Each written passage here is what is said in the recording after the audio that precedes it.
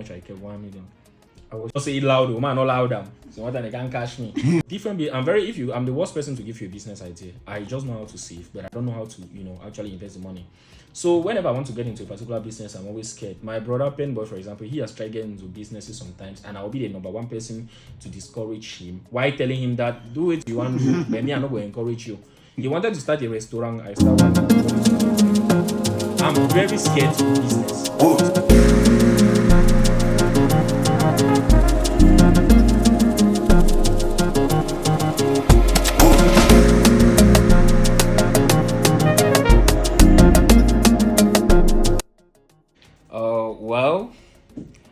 My real name is Njoko Destiny Alemge, and as a blogger, I'm known as Fuchor. So basically, I didn't start getting into the entertainment industry. I didn't get into the entertainment industry as a blogger. I got into the entertainment industry as an artist. And as an artist, I decided to go by the name Fuchor. Because when getting into music, a rapper that really inspired me back in the US was Fuchor, the rapper. And I really liked his music so much that I wanted my name to be Fuchor as well. So the spelling is actually future, the way you say, okay, present past future. But I decided to change the way it is spelled so as to create that uniqueness. So yeah, Fuchor is a Cameroonian blogger, promoter, entertainer, a lot more. Fuchor, we've come to realize that you are the most trending blogger in the 237 entertainment industry as of now. And would like to tell us what blogging means to you. Blogging means so much to me. Blogging means so much to me because it's more like a job and a hobby at the same time. Because I will not say the whole thing is strenuous. I will not say something that stresses me out. I actually, like, on a natural day, on a normal day, even outside blogging, if I am not blogging, if I'm not online posting updates, I'll be on the different social media platforms, looking at the different happenings in the entertainment industry and enjoying different things that are going on. So me being able to talk about these things is basically like I'm just having fun while earning money at the same time. So blogging to me is like this dream that has already come to pass because it's just a very beautiful thing doing. Yeah. So when you talk about having fun, it's like you just sit on top of your bed and do it. Is it that easy? Yeah, it's that easy. But then a blogger who is still growing, watching this podcast right now, when he gets me, when I'm saying it's that easy, he's going to feel like, okay, how come it's so easy for me? Well, I'm going to say blogging is easy when you have successfully gathered this audience. That's when blogging becomes easy. The most difficult stage of being a blogger is when you're still trying to pull people to follow you. But then when you successfully get to the top and get to that position where you're able to post and then you get all these interactions, get all these shares, it becomes super easy. You can just do it anytime. You don't need to dedicate some extra level of energy as compared to someone who's still trying to grow a page. Yeah. So talking about the question, what does blogging mean to you? How do you feel when you get up in the morning, you make a post and you have low engagement on the post? I feel bad. I feel really bad. That rarely happens, but I'm going to take an example of when that happened. That was around 2022. My page got shadow banned, and then I was posting and I was not getting engagements. To tell you how bad I felt, I had to call my mom and explain the situation in tears, and I had to beg her to pray for me. Imagine my mom, who is not even too used to imagine her telling my mom to kneel down and pray to God for her son to start getting likes on Facebook. So it's the nightmare of every blogger. If you're still coming up, for example, your blog is still young, you don't feel it that much, but then it hurts when you have grown your platform to a particular level, then because probably you went against certain, community standards, your page gets shadow banned. It's really disturbing. And also recently, my page, Hip Hop Min 5, the page got a shadow banned as well, though now it's picking up. It got shadow banned, and we got a lot of flags. We were posting no more engagements. That's what inspired the creation of Music Based Africa, just to show you that the extent to which your page having low engagements can be worrisome. That is, to cope with the situation, I had to create a brand new blog simply because now it wasn't a good experience at all. So that's a very good experience, even though it's something you might never forget. Let's talk about your daily routine as a blogger. Do you have an office space where people can come meet you for deals, or it's all about online communications and all the like? Well, I don't have a space. I get into a lot of business deals with people without ever getting to meet these people. And honestly, it kind of annoys me a little bit when I have to maybe discuss business with someone. The person is like, okay, can you meet me in Limbe, or can you meet me in Douala, this and that, let's talk further. Because I've had situations where I discuss business deals worth millions with people without ever getting to see them physically or anything. So yeah, I don't have an office where you can come and meet me. I don't have an office where I go and work. Everything is online. Of course, I just stay in my room and I'm doing everything that I have to do online. So long as there is data, so long as my phone is on, everything is moving smoothly. Wow, that's perfect. That's good. Okay, right away. Let's move to the next question. My co-host. Okay, you've been an artist for quite some time. Like, let me say, people came to know about you when you were an artist before, Yeah. and a rapper at that. So, what happened? Why did you stop rapping? What happened? Okay, first of all, how did I start rapping in the first place? Doing music wasn't like an inborn passion. It's not like I grew up, I was born, and I felt like I have to do music. No. I was just like, I never even looked at that direction. Never did I even look at that direction.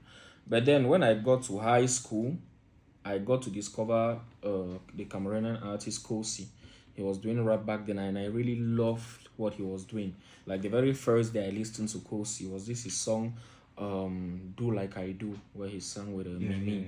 Yeah. I really enjoyed that song. I enjoyed the way he was rapping. In fact, I liked Sakudi already. But then when Kosi came, Kosi was like Sakudi, who is now rapping in a language that I understand.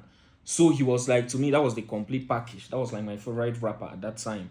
You understand? So I also discovered that somehow I was able to do what Kosi does.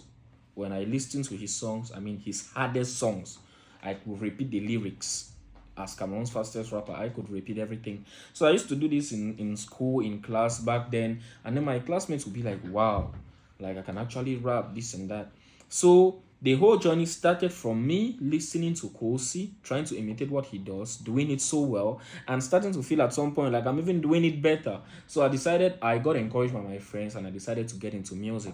Now getting into music, I dropped my first song, which was a freestyle. I downloaded a beat, did a freestyle, and then I started messaging different established artists to kind of, so that they could watch and who knows, share. Luckily, Salatel shared, Wax Day shared, a good number of artists that I cannot quite remember, they shared. Then some top blogs, 237 Showbiz as well, they shared. 237 Palava, they shared. A lot of people shared that freestyle. And that is how I got traced by a record label, Talanga Motion Pictures. And then they decided to sign me. And that's when I actually started doing music.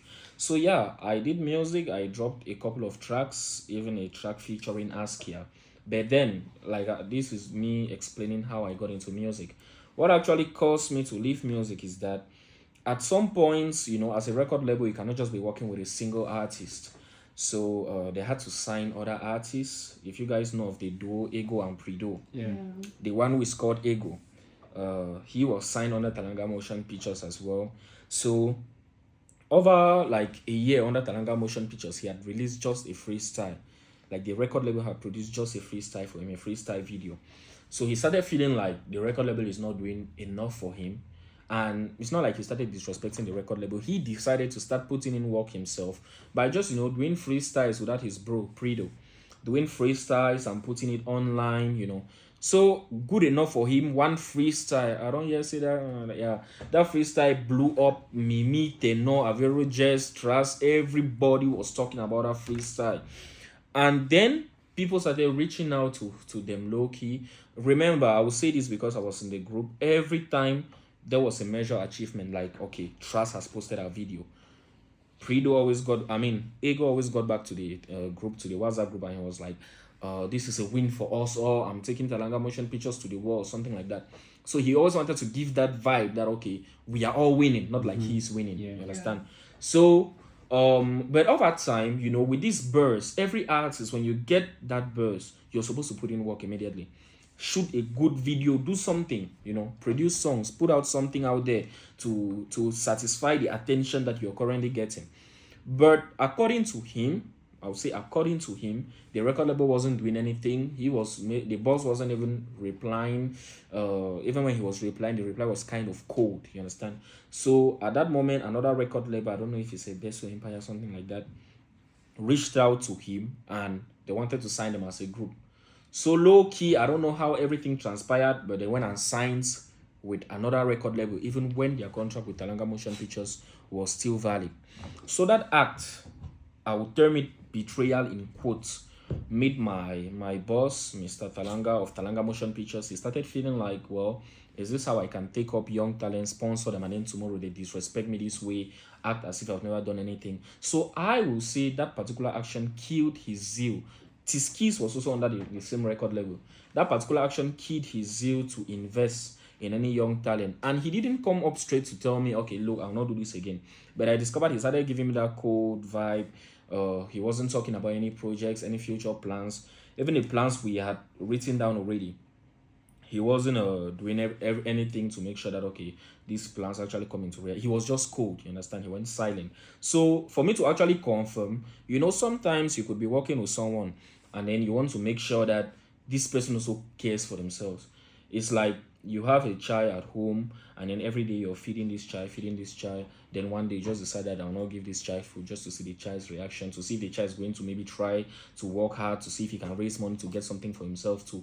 So I felt like that could be the case. He just wants to see how dedicated I am.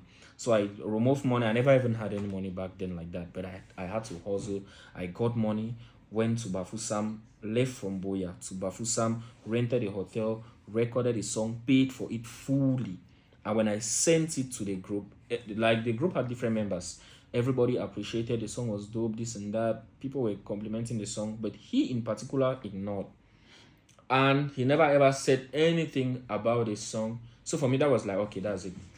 He is not willing to continue this journey again. That's really the evidence. I didn't stop there. I still went ahead, got this rapper Lee Humble. I did a collabo with him. The song was ready. I didn't release. I sent it in the group. They appreciated. He didn't say anything. So I was like, okay, maybe he's truly tired of the whole thing and he wants to stop. So yeah, that's how I had to, I couldn't stay one spot. I had to immediately think of what to do with my life. And that's how I ran out of music. Because yeah, I would have stayed. But then being music, you need money to sponsor your career. And I'm not talking chicken change. You need millions just to pay bloggers, pay TV channels, pay all of that. It's complicated. I could not handle that. I had to look for a way to eat. You understand? So does it mean, from what you've said, does it mean that if actually you were being signed by maybe, for example, Marvin Records of Don Jazzy, yeah, and you had all the resources, you could be an artist today, not a blogger? Yeah, definitely. I would have been an artist full time. So comparing the life of an artist and that of a blogger, which do you prefer? I prefer the life of a blogger, mainly because blogging is like some kind of self-employment, because you're not answerable to anybody. I'm not a proud person, I'm a very humble person, but at the same time, I hate having to report to someone, you understand? I hate having a situation where maybe everything that I do have to explain to someone. With blogging, every decision I make, I don't have to consult anybody. Like, I'm basically my own boss. I have this freedom. Every income that I make, I don't have to split and say, okay, you take this percentage because you are the manager, you take this percentage because you are the label or this. Everything comes back to me. So blogging is basically the life, far more better than being an artist in my case, especially an upcoming artist. Yeah. For sure. Not comparing you with other guys from the record label that you were, but where do you see them today? And talking about yourself, because we know that you're one of the most successful bloggers in Cameroon as at now. Yeah. Talking about the guys that you guys were in the same entertainment industry, in the same record label. Where do you see them in the next 5 years, and does it really match your energy? Okay. The guys who were under the same record label, first of all, I'll start Ego and Prido. I announced a few months back on my blog. They actually, separated, but they are still trying to do music individually. You understand? They're still trying to push, though the energy is not that massive. And one thing I'll say about music is that doing music is simply, having to endure for a very long time before ever having to harvest anything. When you look at the likes of Magasco, the likes of TZ and Jack, the likes of Stanley Eno, these guys, maybe you just feel like, okay, you knew this first song, maybe Wulu Bang Bang, and you think that's where Magasco started. No. They started ever since doing stuff low key that never ever blew up. Look at somebody like Lil Gray, for example. Started ever since, but people would think he started from Nassau Remix. That's a lie. He was there ever since, like almost 13 years Especially in the game. Vivid. But they just knew about them recently. So they are currently working, they are currently grinding, they have the extra motivation that I lacked, and I make them run. They are currently like, individually working, trying to, put funds together. Recently, Prido released a song and he reached out to me for promo. So they are just like pushing, and hopefully, because I know they are talented, they are very talented guys. The freestyle that went viral wasn't recorded in the studio or anything, but you saw it everywhere. That's raw talent. So I believe with consistency, if they put in work, and again, I'm hoping that a major record label gets to work with them again. Because trust me, music without money, I'll see it clearly that every upcoming artist who is doing music and doesn't have the money to sponsor himself, just try as much as possible to, try to tag record labels on every freestyle you put out. Try to message them, let them see your work. And I always say this to upcoming artists. When I see an artist who is up and coming, let's say you have an idea, you have 200k, you decide that, okay, with this 200k, I'm going to record and release a song. For me, it doesn't really make sense because you will never be able to promote that song. With 100k, okay, you release the song, pay for studio, maybe you go and do a photo shoot to post and announce, pay the graphic designer, all of that. And then with 100k, let's say, luckily you get a video, a video director who is willing to do a video for 100k. After that, what next? You don't have money to pay bloggers, you don't have money to pay TV stations, you don't have money to pay the radio, you don't have money to pay bloggers and anything. And now you understand that you have a very good song, you have a manageable video, a project, a standard project that you've released, but then you cannot go anywhere. And that's how next time you still do the same thing. So basically, you're rotating, doing the same routine and not progressing. So I always advise upcoming artists, look at, I'll just take a good example, AJ Barboy.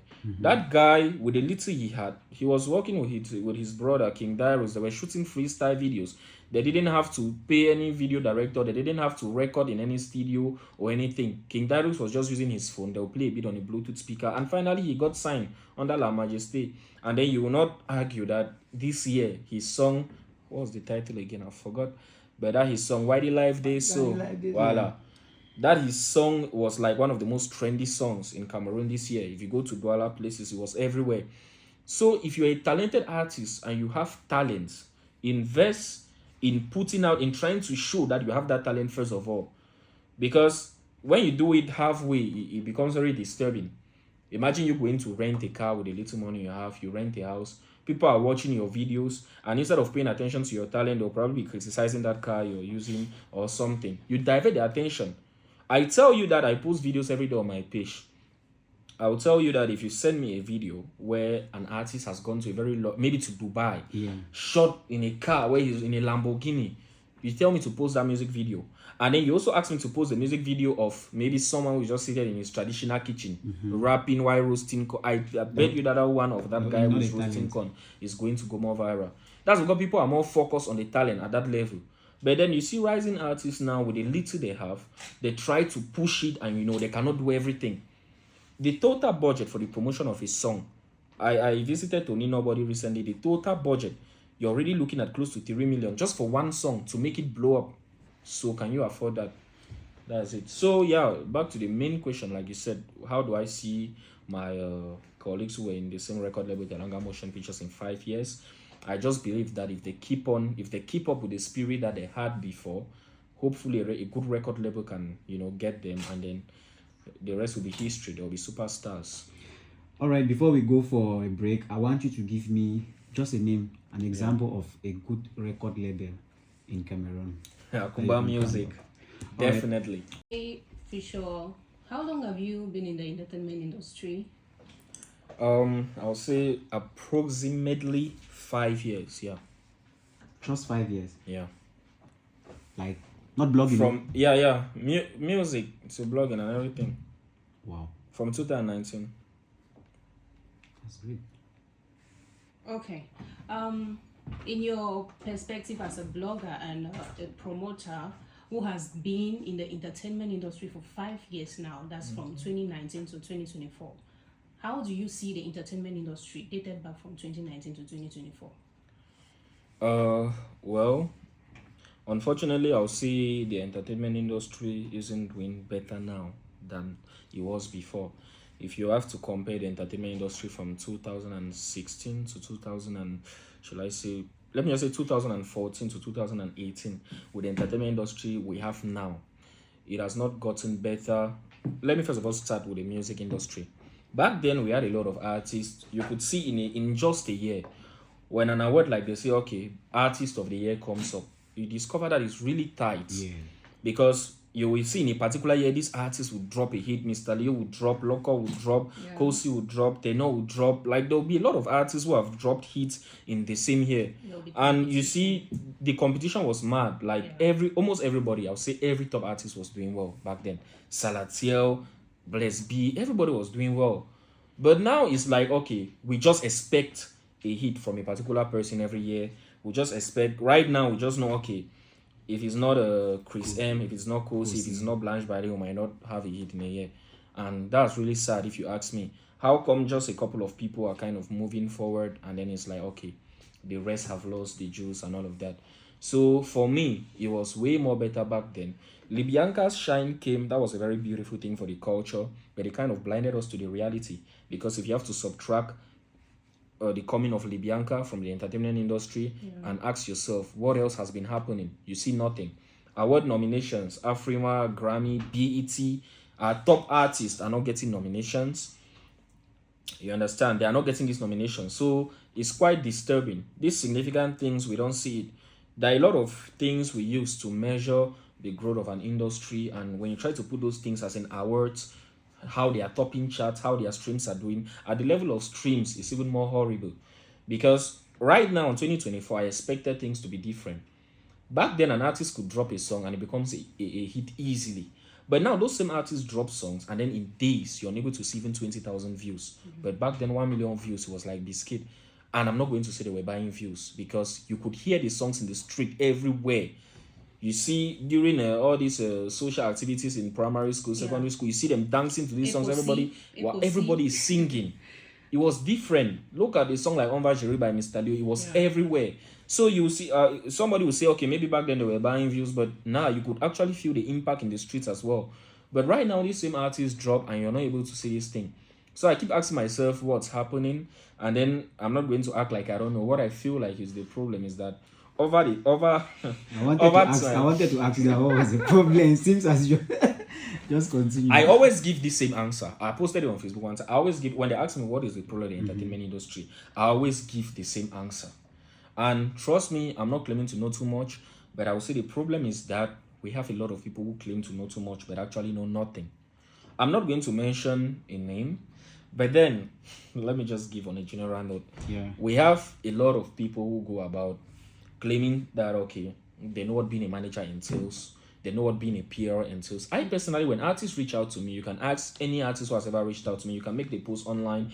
A lot of people, given my position, they feel like, okay, Fuchor can be a manager, Fuchor can be a PR, but that's a lie. I don't know what it means to be a manager. I cannot be a manager. Once I was working with Askia, and then she was like, okay, she wants to sign for a record label, and then she said she wanted me to be her manager, and I was like, I don't know what being a manager entails. She was like, I will learn. I'll say, no, I cannot get into something that I don't know. You understand? I had this conversation with her. It was a back and forth. Like, there are a lot of people in my position who accept that role even without knowing what it means. And those are the people who mess up the careers of artists.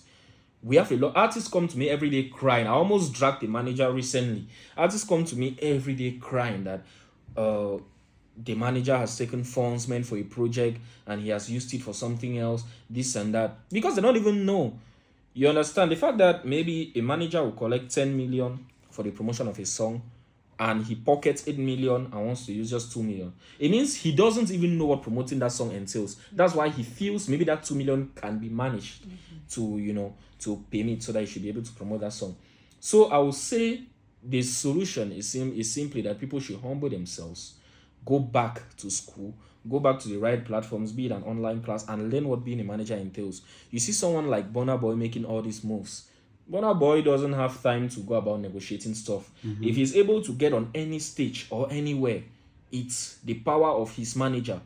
You see, Libianca, after the release of her song People, she was mounting stages here and there. It's not her doing, it's her manager trying to pull cards.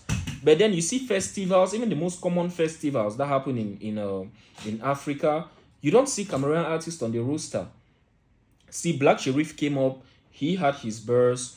Next minute, you were seeing he was on the same roster. You see Davido, Ira Star, you see Black Sherif, they are performing at the festival. Those are managers working. Like I said, I don't know, I cannot expatiate on the role of a manager in the career. So it's not just about having a good song. It's not just about having a good song. It's not just about having a good song. Like I said, the problem is it's not even the artist. Because if you talk about the music, I bet you these days I could go like a month without having to play a foreign song. Honestly, that's just to tell you how good Cameroon music has gotten, as in the quality of the music they are doing. I have young artists. I mean, I listen to the song of a young artist. There's this young artist. What's his name? Madiba Jordan. That's his name. And then the title of the song is Baby Come. That's the title of the song. So I discovered this song and I was listening to it back to back, like for close to a week. That's just to tell you that when it comes to music, we have Loic Sonfo, we have Fido, these young vibrant stars, Alicia K. You know, they are doing good music. So when it comes to the music not lack, the talent not lack. That's just it. But the main issue here are those behind these artists, people claiming that they know a lot. And artists and the young artists themselves, they can easily trust as well. Because I mean, you come online and then you see a certain man looking so responsible in his DP, typing with so much sense on Facebook, and then, you know, on his profile there is PR, there is manager, artist manager. I feel like he should be the man for the job. You understand? So they don't know. They don't know what being a manager entails. You recently discovered a talent on street. One girl was selling snails. Yeah. In our local Palance Congo meat. Yeah. And I, in person, I was expecting you to manage her. So while you were talking about management, people coming to you for management, I got to realize why you didn't take the challenge, because people were like, create a record label, you have everything that it takes to expose her and all the like. How is she doing now with her record label? Well, for some time I've not actually gotten in touch with the record label, but the last time I spoke to them, they said they are working on a lot. And they didn't want to start posting like teasers online to create some kind of, you know, tension when they know that the project is not maybe around the corner. So they wanted a situation where maybe, okay, let's say if the project is dropping at the end of this month, by let's say the 25th of this month, they start, you know, releasing these things. But she's actually putting in some work, like real work, low-key, yeah. Has she actually dropped any song? She has dropped a mashup, actually. Because, I don't know, like, she was actually trending. When you posted her, she was actually trending and all the like. And people were expecting her to drop a song. You know, Cameroona. Yeah. Like, maybe drop song so that people will actually engage with the song and all the like. Why the delay? I mean, that's for the record label to answer. But one thing I wanted to be sure of is that, do they have a plan? That was my problem. But I thought you were the one who actually selected a record label for her, because you made a post that a lot of record labels are actually getting to you, but you make sure that you select the best. Yeah. So do you think they're actually delaying her, or they have a plan of action? They have a plan. Personally, as a student, she has her stuff she's doing, and they don't want to, you know, come in between. You know, there are a lot of record labels, they sign an artist, and this artist is maybe going to school, and at the end of the day, it's like, I'll just take an example. My record label, Talanga Motion Pictures, Ego was under the record label, and then when he got into the record label, he was a student, but then it's like his education had to pause for a while. And now, after all the drama, it's like he had to go back to school, this and that. So as a student, so I requested for it. I'm not revealing all details, but then I requested it, and I wanted to make sure that they actually have a plan of action. It's not like they are just there. She's actually putting in work, trying to put up stuff to make sure she's coming up with a quality project. And you know, quality takes time. You made mention of things not moving because there are some people who feel like they know it all. They know everything that they can do to blow an artist, but at the end of the day, maybe when they give them money for a project, they actually embezzle their money and stuff like that. So tell us, in your opinion, what do you think some of these young artists can actually do to change the narrative? Be an independent artist or still trust record labels? Well, like I said, when I'm trying to give my opinion on this, I'm not even basing on the artists themselves, because I believe you as an artist, you have the talent, but then most times people always just believe that with money everything is possible. From my experience, you can even have 100 million and you're not able to produce a hit. So there is a lot of like the intellectual part of it. There's a lot that you have to work on, as in who is managing you and everything. You understand? Because if you take, for example, 10 million francs and you invest it in the wrong areas, you're still not going to get the results, the necessary results. So the whole idea is using this money wisely. So at the end of the day, it still falls back on who is controlling the whole thing. These people should try as much as possible. I perfectly understand your question. Like, okay, I'm an artist right now, I have talent. How do I get to know that this is the right place where I'm supposed to go? Well, it's rather difficult. And the reason why I'm not even answering this question too elaborately, like I said, the main problem in the industry, like I get, is that there are a lot of people who come up all the time, make statements, do write-ups, and you feel like this guy knows a lot. If I entrust my career in the hands of this guy, he's going to blow me up. Me, I don't know me. I say, I don't know. You understand? Yeah. And that's why I've never accepted the proposal of any artist. They come to me because they feel like, okay, maybe I'm Fuchor. I can be a PR, I can be a manager. Even the question you're asking me right now, I cannot really answer. I still have to go back and learn. I'll admit it. You understand? So people should stop. If you don't know, talk so you don't know. You understand? You see people boasting, okay, I'll be this, I'll be that. Show one talent that you can say, okay, because of your know-how, I've been able to elevate this person from this point to this point. Not be this way, artists don't go lucky manager recently. Like somebody you trusted because you felt, okay, that's it. I wanted to post it online, but I said, okay, no need to even create drama. I don't even do all that. So yeah, people should be humble enough to accept the fact that they don't know. Because if they don't know, like for example, when you asked me about the record label, I quickly mentioned TAKU Music. Now because you see the work, that's it. You see the work, it's not about hype, it's not about calling names. You see what they are able to do for their artist. So if an artist is coming to me, for example, and then he says, 2 record labels wants to sign me, and then should I go to Akuma Music or should I go here? I will easily say go to Akuma Music, not because I think, but because the work is there. You've seen what they have done. That's it. Fuchor. Yeah. Let's talk about this. At a point in time, a lot of people felt like it was the problem of record labels that's actually making the entertainment industry to go back, because people were leaving record labels. We're talking from Kosi, people left Pete Bakadi and all the like, recently Renew, Kamenyi, just to name a few. Do you think being an independent artist is way much better than being in a record label? I have a reason why I'm asking you this question. Okay. Being an indie, let me just take, you mentioned Kosi, for example. You asked about record labels. I only mentioned Akuma Music. I could not mention any other record label. Now, being under an incapable record label is a problem. It's a problem on its own, because you have already signed a contract. It's probably going to last close to a decade. You see some contracts of 10 years, 15 years. But now the record label is not a good record label. They are not doing the work they are supposed to do. So at the end of the day, you discover that your life is wasting. You're under a record label. You cannot leave, and if you want to leave, you cannot avoid drama, because you are about to breach a contract. It has not yet gotten to the end, but you want to leave. So being under a good record label, I always advise, if you're an artist who is talented and you know that the record label is actually good, I will always prefer that an artist should be under a record label. That's because you as an artist, you have a lot to think about. You have a lot to. Let me take an example, like an artist like Boy. He's already big. He has his money. Doesn't get all kind of Lamborghini. The inside he has to get BB, has to get all thing. But he's still under a record label. He has his money, and you could say, okay, why doesn't he just go independent? But there's a lot. There is a lot that a record label has to play in the life of an artist. So I would say being under a good record label is far more. But no matter how rich you think you are as an artist, being under a good record label is way more advisable. Then being independent as a financially unstable artist, trust me, you just have your career on the same spot. I will not call names on this podcast, but you have your career on the same spot for the longest time. For so many years, you discover that you keep doing the same thing, the same process, going to the studio, recording a song, dropping a music video, putting it out on YouTube, getting low views, the same process, repeat, and all of that. So if you have a good record label, I will always prefer.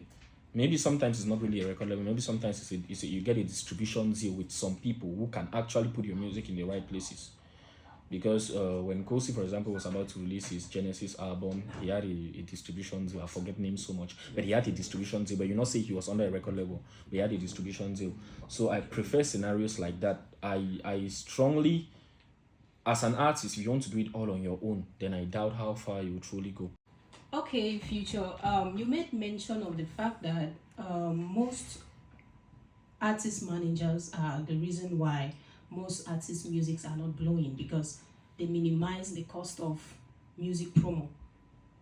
And I wish to ask you that, does it mean that if an artist comes up with a song that is below par, the amount of money put in promo can actually make it a hit?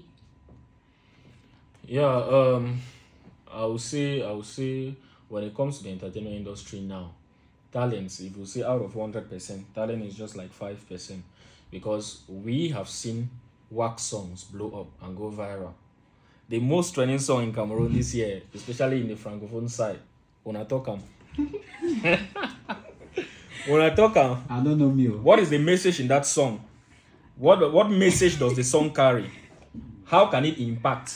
Even inside club, they feel dance some. Girl feel dance to the song. Students feel learn from the song. Is it a romantic song?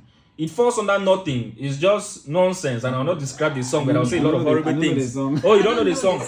That's to tell you that the way the music industry is now, the talent is just like occupies just a very small part of the whole thing.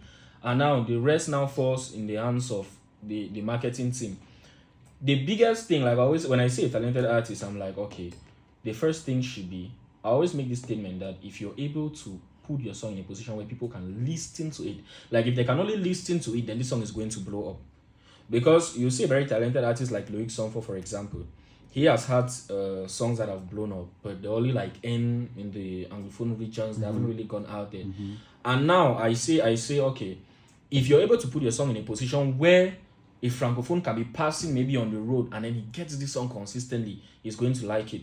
Because these Francophones, for example, you think, okay, they are not interested in whatever Anglophones are singing. But then you see them vibing to Omale, even Naira Marley back then. You see them enjoying all these songs from Nigeria that are done in English. So I would say the highest problem has to do with marketing. That's like the biggest tax. And when I talk about, like I told you, I recently visited Today Nobody. This is one very influential person in the industry. That's someone Stanley Eno gave a shout out to in his biggest song. He just like wrote down and explained. It's not like he was just giving figures out of the blue. He just like wrote down, and then you see the budget, the promotion budget for just a single song alone is already. We just look. That means the artists with me and you go, they look and so you almost want to give up on the music career for the. You already see something like, okay, 3 million, it was already going. The artist not be paid a year again now. Here they active. Let me say the selling money, so it's shocky. So imagine you now being under the record label, and the record label is willing to put this amount of money on your head. But now they get a manager who is probably very good in writing grammar and who looks very serious, get dreads, don't shave, he get low cut, he wear shirt, coat tie, he look, responsible. The manager can't she don't talk with soft voice. He talk like Rascal, no. Talk with soft voice, talk like so. When I give him money, you just quickly pocket 2.5 million, take 500k, tap boom TV. Say, bro, I guess on my peripheral, take and play this song. Just like push and if you push and after all, who will be there to inspect to make sure they are playing it every second. Tap another one, Equinox, when I take and do the one, go for DJs Association. Maybe there was a budget to pay the association of DJs. He surely go talk, say, okay, me they paying all the DJs then for Douala, me they left the one for Yaoundé for now. Another one, they probably tell you, say, okay, as it is so, go pay bloggers. He pay so and so bloggers, pay so and so bloggers. Or he go pay under a beg, they not do the work fine. Another thing, a lot of things are occurring. So you see, that's how. And what annoys me actually is the fact that there is a percentage of money that I believe record labels allocate for everybody they're employing as a manager. But then greed, because of greed, you find yourself in a position where you still want more. And it's really painful because if at the end of the day the artist is blowing up, it's still a win for you. I always just like, okay, take an example and say, when you look at rap in this country, if you're talking rap, you mention someone like Lee Humble. And if Lee Humble sits down for any interview, there are videos where he will tell you how the role I played in his career. You look at someone like Loic Sonfo too. You look at someone like The Aza, for example. You look at a lot of them. It's my pride to sit down and say, okay, I have this particular artist or I have this particular influential person on social media who can maybe make a shout out post for me, celebrate me, talk about how I was able to. And when you do those things, those are the things that get more people to you. And that's how you keep, growing. You don't have to focus on the little money that's down. You say, okay, you want chop and up. You don't even care about your reputation. And trust me, the side talks are even what I've had a lot of people who come to me and say, this person spoke about you a lot and said I should reach out to you. Those side talks, those shout outs on Facebook, sometimes they don't really count that much. But me sitting with you, like both of us sitting in a private space and me telling you that, okay, as it's like this, contact Victor Kange for promo. He's very competent. He's going to do an amazing work for you. It's going to be more convincing than you just seeing a random shout out post on Facebook. So what people say about you underground, that's what matters a lot. People can come to Facebook and pretend to like you, this and that, but when they are seated in their rooms, what will they say about you? And what they say about you in their rooms is determined by the real you, not what you portray on Facebook. So yeah, but we've actually seen artists who have more independent artists. Yeah.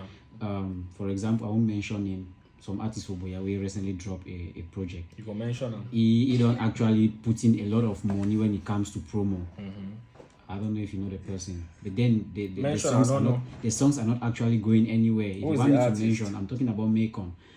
The songs are not going anywhere because I see almost all blogs they post about them and everything. But today I cannot even hear it. I never heard him on street before.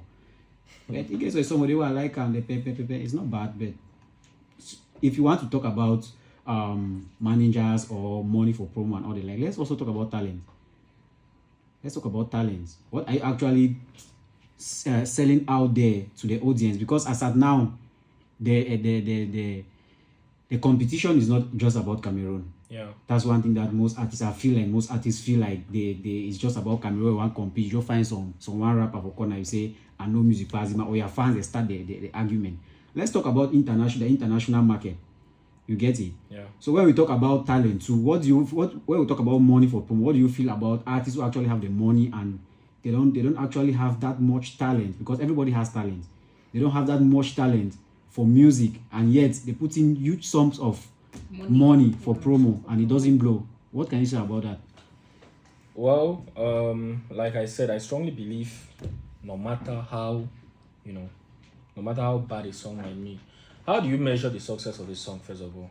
That's one important thing. How do you measure the success of a song?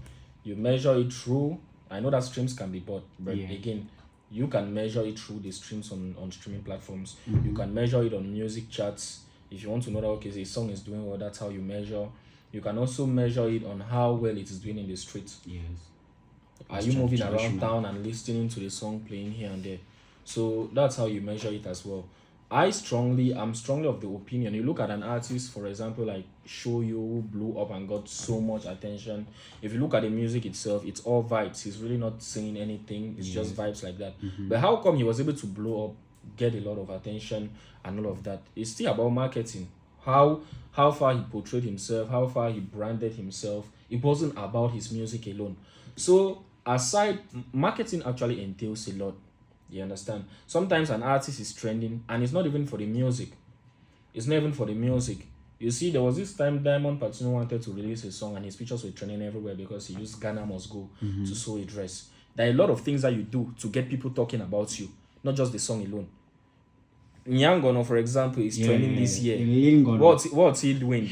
People are posting his pictures, how he's putting on chains. There was this video where he was, recreating this video of DJ Khaled. That thing went viral and he helped his song. So there are a lot of things you should do. It's not just about the music alone. I will never come and talk about talent. Why? People call some artists whack, but I believe that our definition. For example, there was an argument online, it's still going on even. Clogray, Tata. Some people are of the opinion that, good people are of the opinion that Tata is better than Clogray. A good number of people are of the opinion that Clogray is better than Tata. That's just to show you that people have their own ears differently. What's a good song for you? There's this popular artist you all love, Fally Ipupa. I don't listen to, I don't want to catch him. You understand? So imagine everybody in the world was like me. Fally Ipupa will not be a star today, but so many people like Fally Ipupa. I too like Burna Boy so much. I listen to his songs, but some people they don't want to catch Burna Boy voice and catch him. That's true. That's to show you that it is what to be that English word subjective. Voila. So I will not come and say and talk about talent and say this and that. as some person they sing that crazy, you look and ask yourself, say, na crazy way they sing. And look at this American rapper they call 6ix9ine. He sings pure rubbish, girls twerking, this and that. But he has his fan base, like people are following him like mad. Why others will be like, okay, look at a rapper like Njoko who sings well, teaches good English and all of that, and then he's not getting all of that high. You understand? So I genuinely feel like a good investment should be done at the level of marketing. You have spoken about the situation of an artist that you know, you've mentioned his name, putting in so much. I just feel more can be done. You understand? More can be done. More can be done. Okay, Joy. Okay, Fuchor, let's go back to your blogging game. What was the first, what amount did you make on your first deal? On my first deal, it was around 250 francs, bread and chocolate. Yeah. That's that a joke. It's not a joke. That's what I made. 250 francs. Yeah. CFA. Yeah. And for me, it was a lot. If you give me like 1K that time, I'll propose you like mad. Which year, like your first year into blogging? Yeah. And like I said, me getting into blogging, I was an artist then. Maybe you guys will ask a question in that direction. I was an artist then. I was just like doing blogging because I just liked. I was low key doing it, like underground. I just like the idea of maybe reporting, talking about things that happen in the entertainment industry. So when somebody came to me for promo back then, it was not like I want to make money. It's just like, wow, so this person is actually messaging me for promo. Well, what do you want to give? The person might just send you 250 for your For data. I'll be like, wow, that's mad. Let's have it. Seriously? Yeah. Okay. A lot of social media users, your fans as well as promoters, have been talking about your success in the game of blogging. Fuchor is the best promoter. Fuchor is the best blogger, omnipresent. He's legit. He's genuine. He's very hardworking. Man for heads master. And that has been going on for a while now. And they have been talking about your project, which is known as Big City. What can you tell us about this particular project of yours, and what does it mean to you? Okay, the project Big City actually means a lot. It's actually my life. If you delete my life don't delete, because it's actually like everything I've ever worked for. So the whole idea, first of all, when I started, like I said, my first deal as a blogger, it was 250 francs. But then when I got that clash with my record label and decided to break with music and go full time into blogging, what actually opened my eyes was an artist reached out to me for promo, and then I gave him how much I charge. I started like setting up, I think it was 5K per post back then. And then the artist was like, wow, so you charge this low? I say, yeah, surprise. How much do others charge? He sent me a price list for a particular blogger. I saw money. I saw money. And then back then I used to feel like, all the time I'm posting promo, posting people's flyers. But I'm not seeing artists doing a lot. I'm not seeing other bloggers doing a lot. That's how I got to understand that I was getting a lot of because I was cheap. Not because I was too good, but because I was cheap. So probably the money I'm gladly accepting is the money another blogger has rejected. You understand? So I got to access a lot of things, and I was like, nah, I have to really step up with how much I charge for promo and all of that. So I decided to step up with it. And then I was able to set a goal. When it comes to financial discipline, this one I'm bragging actually. I'm the most financial disciplined person I know. You understand? If I set a goal and say this week I'm going to keep such amount, if it means starving for a particular day just to save that particular amount, I'm going to starve. You know, and I take extra measures. Not that I keep the money in the bank. I keep it close to me, but I will not touch it. That's the level. That's financial. Get ask me money or anything, forget it. I will not spend money to appease anyone. No it's okay. So that first year when I said okay, I want to get into it fully, I was trying to keep 1 million. I was trying to keep 100K every month. Some months I'll not keep. Some months I'll keep more than that. But then at the end of the year, it wasn't even up to the end of the year. It was around September. I went inside my box. I opened my box. I saw how much I kept, 1 million. I was shocked. I said, wait, have I just made my? I checked my age again. I was like, have I just made my first million? Yeah, like, I was really excited. I had to take my phone. I was with my uncle in my 16 then. I had to take my phone. I sneaked. I entered one small bush. I went and called my mom and said, Mom, I was in tears. So I just made my first million. Like, she was like, she was shocked. Let me not say it loud, man, not louder. So what they can't catch me. Voila. So the following year after that, I still tried to save. Like, it was only getting better. I tried to save and I was able to actually accumulate something meaningful. And then I thought of what to do. I wanted to start a poetry farm. That's the place. I wanted to buy a place in Limbe, and then I started a poetry farm. I started watching this YouTuber on YouTube who does all this poetry business. I was actually about to do it until I have a couple of people that I always confide in. Person advised me, say, bro, don't do that nonsense. Tell me, say, if I do that thing, if it fuck me up badly. And that was me trying to to take all my money that I saved in my life and put it into that business. And today, I thank God that I never even did it.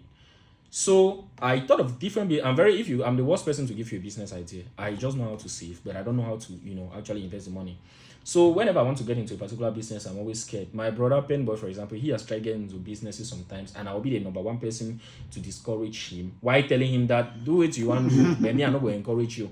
He wanted to start a restaurant. I start wonder, what if Sunday put a knock and chop? That chop's I'm very scared to do business. So at the end of the day, I wanted to make sure that whatever business I'm doing, whatever business I'll finally decide to do, will be business where there's a very little, I don't say no business, not the way losses not the day.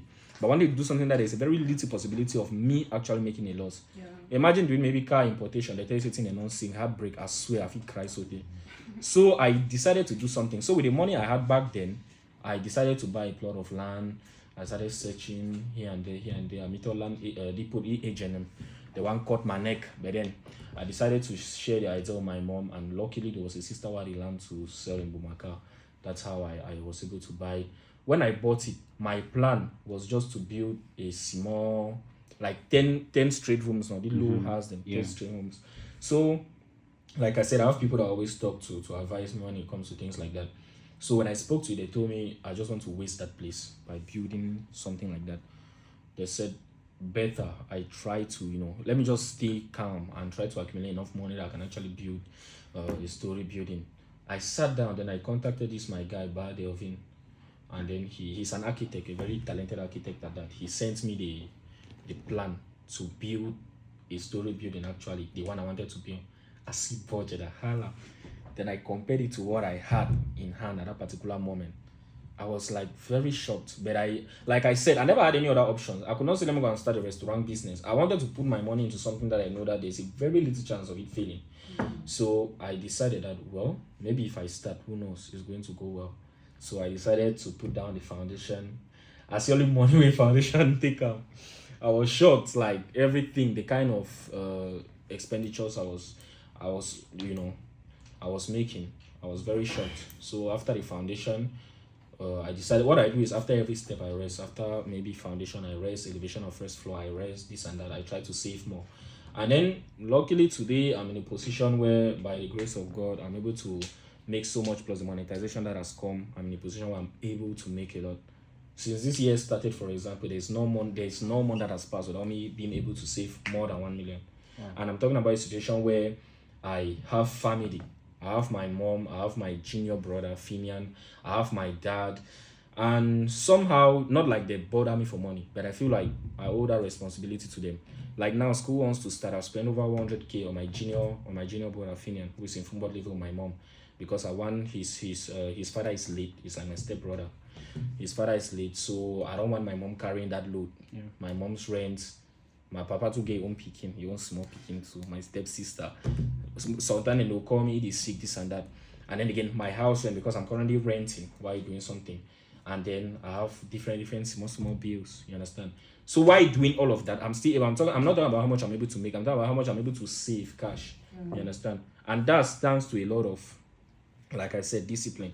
Because there are a lot of things. If you catch me for one day the work by surprise, you want to say, hey, all my steals go reduce. I don't care about maybe having to look too good or having to put on the most beautiful clothes, this and that. I just try to live life as humble as I can. A lot of people try to visit me and I try to dodge. This one time, Victor seated here visited me one time, and I was kind of ashamed because I was like, person can't see the blog where they happen online. Please can't stay inside one room. Nobody knows where I live except him. Even Zamani was like one of my close. Zamani don't even know how I stay. I'm ashamed to bring people where I live. You understand? Because I know that people will look at this guy after all the hype this thing. But I just try. I know what I'm going in for. I know what I'm shooting for. That's my objective. I don't care about owning the latest iPhone. I don't care about living in a beautiful house, this and that. I'm still young. I remind myself of that all the time. And when it reach time for enjoy, no man will hold me. Definitely. Wow. That's amazing. That's great, bro. Congratulations on that. Thank you. Okay, Fuchor, what has been your worst experience in the blogging industry? Worst experience. Let me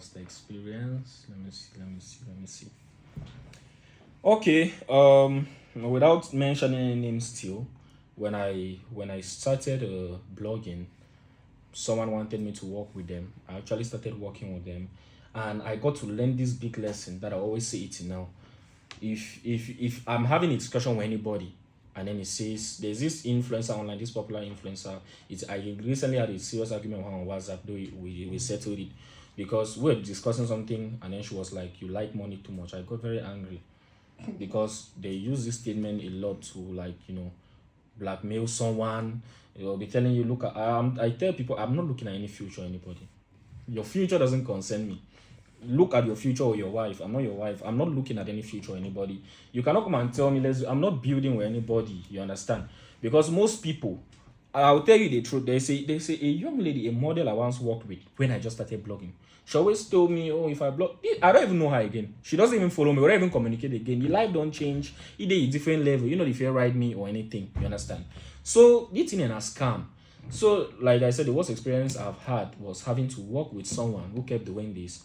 But then I discovered one time you'll be telling me that, okay, if things are fine tomorrow, we'll all enjoy.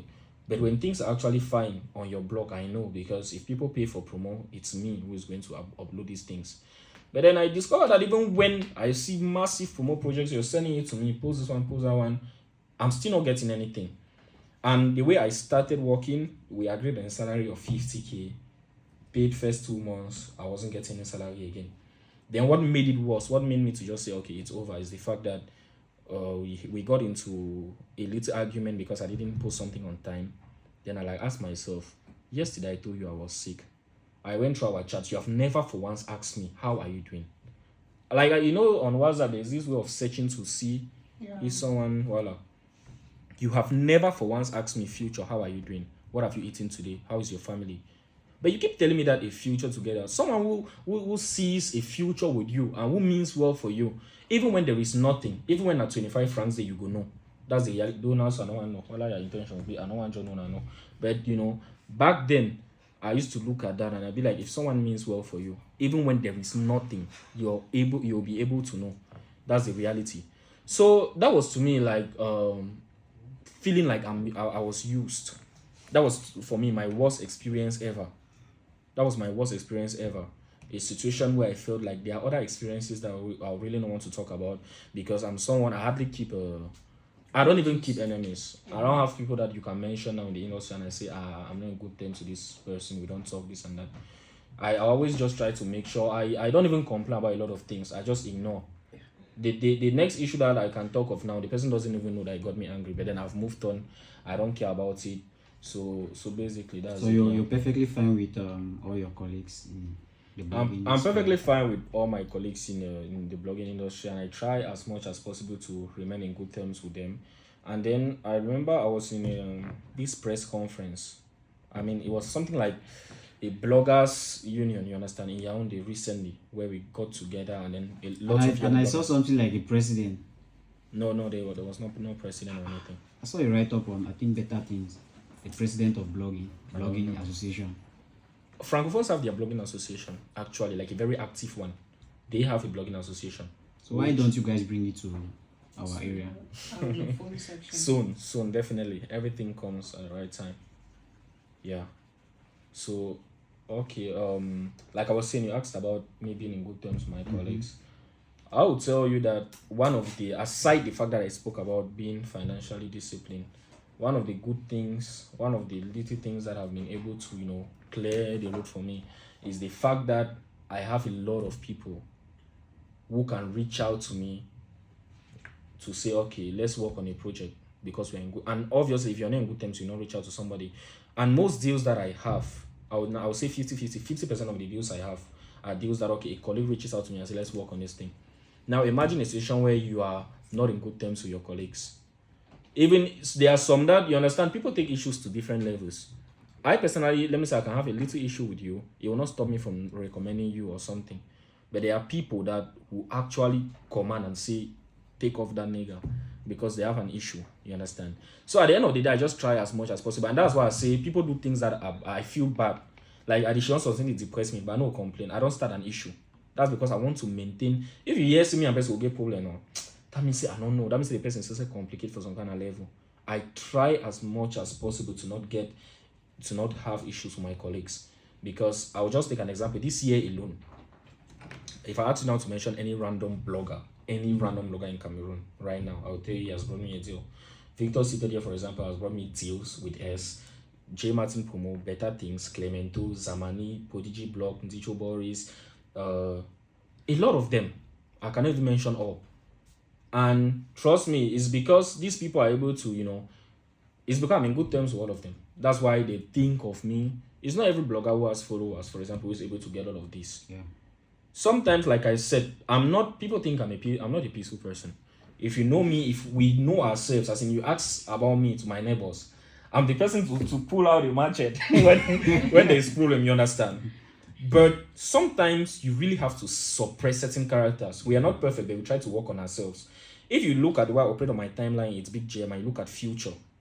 On its Big Jam, for example, when a case is up, for example, Kosi is like one of my favorites. When a case is up against him, I go full force on Big Jam, defend him and say any rubbish I want to say to anybody. But on Fuchor, I try to be more peaceful and diplomatic. Yeah, you understand? So I actually force it. And that's why if you get me angry, even as a colleague, things have happened. I've seen things, screenshots, where somebody says something very annoying about me. It gets me mad. I don't confront the person. I try as much as possible to not be emotional. Mm-hmm. If it gets me emotional, I feel depressed. That's fine. I talk about it to my closest, as in my wives when I have them. You understand? When I have my wives, I get to talk about it with them, and I know that it will still only among we. You understand? So that's just the thing. I try as much as possible to stay in good terms with colleagues, no matter what, even when they have clearly done something that I feel like this is wrong. You've done something wrong to me. Because at the end of the day, my focus is say, bring the money. That was it. Okay, thank you very much for being explicit enough for us and the listeners. All right, one quick question.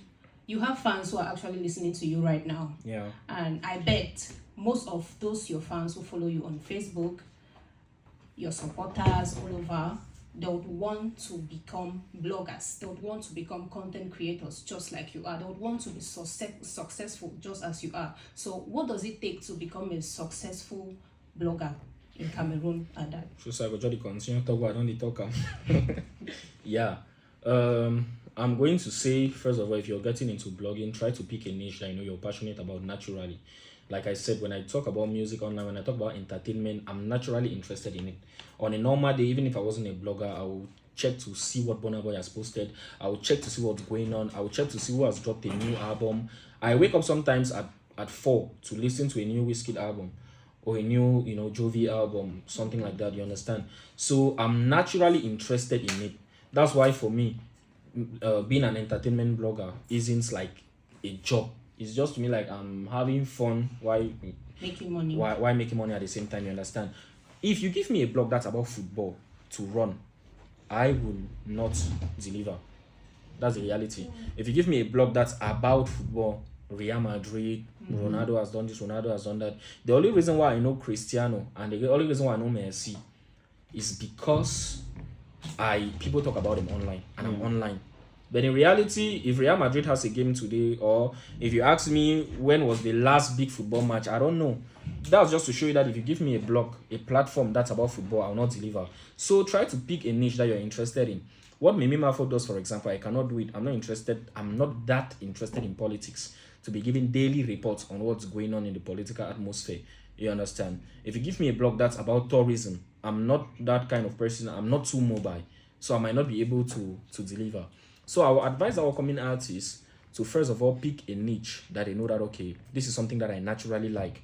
And now when they pick this niche and they are working, you should try as much as possible to make sure that you are current and consistent. If there's just now, okay, like now I'm having a podcast here, maybe something is happening, with all the drama. Let's say, for example, an under 20 lion has been arrested, and now the very first bloggers to report on that info will naturally get lots of interactions. If after this podcast, when the news is ready, I still go and report on that same info, automatically my interactions will drop because there's nothing new about what I've just posted. So if you want to be a blogger, after picking your niche, try as much as possible to be current and consistent. Posting things that you know that, okay, they are happening right now, people want to hear. You understand? So being a blogger as well, try as much as possible to interact and acknowledge people that have been there before you. You understand? That's how you get integrated in the table of elders. And that's how I'll say I too got integrated. When I got people like let me say 237 Palava, people like Ndicho Boris, people like Prodigy Blog, people like Zamani, people like Victor, when I got people like that having to tell me, come, let's work on something. For me, that's the process of being integrated in the table of elders. So try as much as possible to kind of go close to your senior colleagues, show them respect, show them love, support them, show them that you are a humble person. Even if you are proud, fake it. Fake that, fake the humbleness. Nobody likes a proud person. That's the reality. And most proud people, their best statement, I say people mistake self-confidence for their best statement that coming from a proud person. So yeah, try as much as possible to be humble. Try as much as possible to respect your followers, those who support you. Because trust me, Cameroonians are very emotional, and if you want to play with them, you will not win. So try as much as possible. There are times I'll actually make a whole post and delete. I remember one time I made a post about Etofis that people didn't quite like. It was after the last game, we won 4-1. I don't know it was against which country, but won 4-1. And after 7 hours, Eto had not posted to congratulate the Indomitable Lions. I had to make a post and say, okay, I've observed that till now, Eto has not posted to congratulate the Lions. And people came at me like mad. People were attacking me left and right. Do you think he's as idle as you? This and that, this and that. And then I had to run a poll in the comment section. If you want me to take down the post, 100 reactions, and I'll take down the post. I had to take down the post. When you do that, you make your followers to understand that they themselves have power. They themselves own the blog because it is a platform for people, not just your personal page. It's a whole community. You understand? It's a whole community. So try as much as possible to interact with your followers. Try as much as possible to interact with your colleagues. Some bloggers, they don't interact with anybody, but you want interactions. That's wrong. Try as much as possible to interact with your colleagues, and try as much as possible to be patient. The fact that you don't start blogging don't mean so you automatically start make money. Try as much as possible to be patient as well. Focus on putting in the work.